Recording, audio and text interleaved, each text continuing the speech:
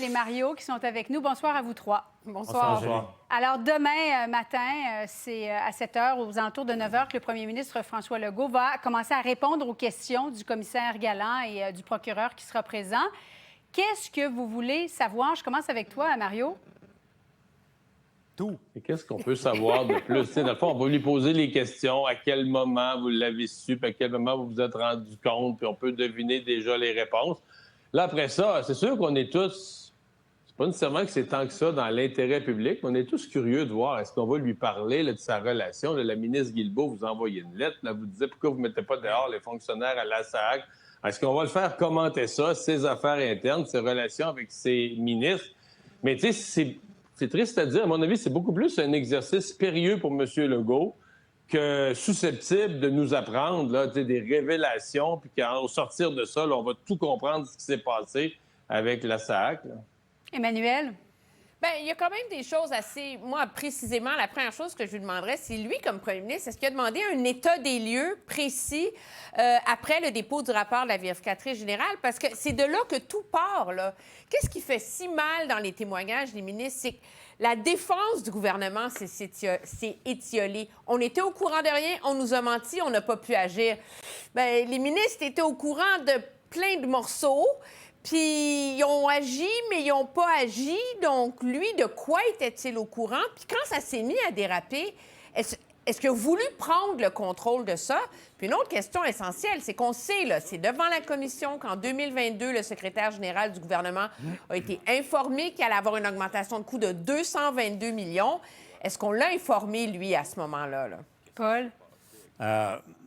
Monsieur le premier ministre, vous avez juré de dire la vérité. Comment avez-vous réagi en lisant le courriel de Geneviève Guilbeault? Moi, c'est la première question que je poserais. La deuxième, qu'allez-vous faire de Mme Guilbeault? Mais ça ne relève pas du juge Galland. Non, plus sérieusement, c'est Paul qui après ça la pose.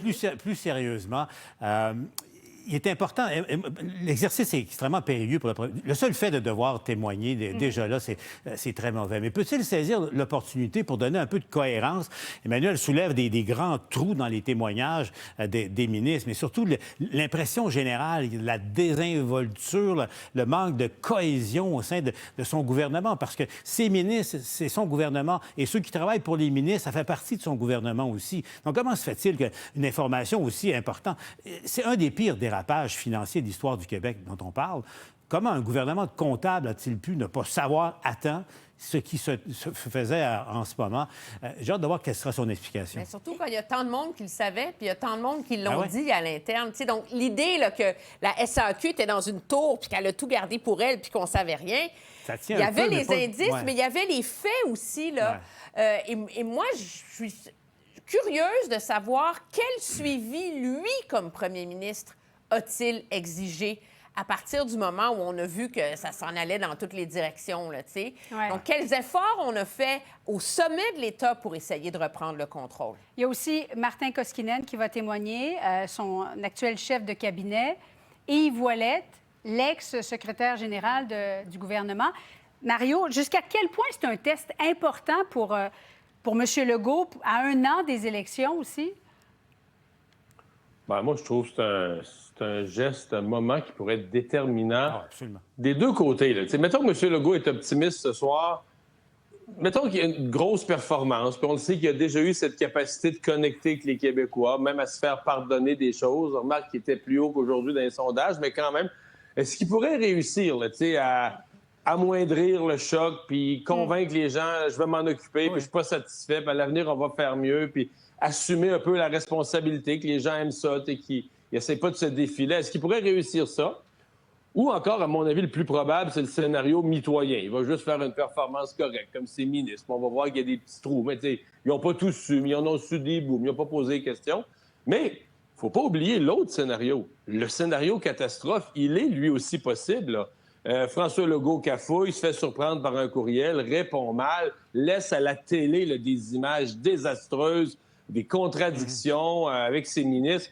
Et là, tu sais, dans l'état actuel de l'opinion publique à son endroit, ça pourrait le mettre en sérieuse difficulté lui-même pour la suite des choses. Là.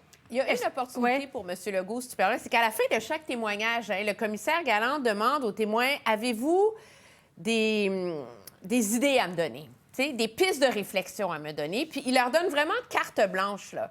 Et donc là, il y aurait vraiment un moyen pour M. Legault de livrer un message très clair aux Québécois sur les orientations qu'il faut donner à l'intérieur de la machine pour régler un problème qu'on a vu à la CAQ, mais qu'on se doute qui est ailleurs. Là, le fait qu'on donne de l'argent, puis ça disparaît, puis on ne sait pas où ça s'en va. Comment améliorer l'imputabilité? Bien là, ce sera l'occasion pour M. Legault de passer ce message-là. Et Paul, à la fin de la journée de demain, est-ce que c'est à ce moment-là que M. Legault, son équipe, vont savoir quand est-ce qu'ils vont faire le remaniement ministériel? Comment va se dessiner la suite? Tu sais, Julie, en temps normal, au moment où on se parle, François Legault aurait dû procéder aux derniers ajustements du remaniement ministériel qui aurait dû avoir lieu demain ou mardi ou mercredi.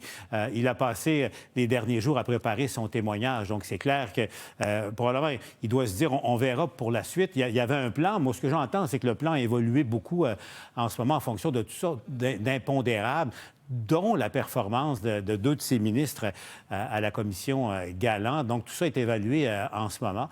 La grande question, est-ce que, parce qu'il y a deux théories là-dessus, est-ce que M. Legault reporte ça à une semaine ou deux en se disant on laisse tomber la poussière, ne pas gaspiller la carte peut-être que peut représenter un remaniement, ou l'autre hypothèse, c'est un principe de gestion en temps de crise, c'est que tu crées quelque chose de plus gros encore que la crise pour changer un peu le discours ambiant, et donc remanier jeudi ou vendredi.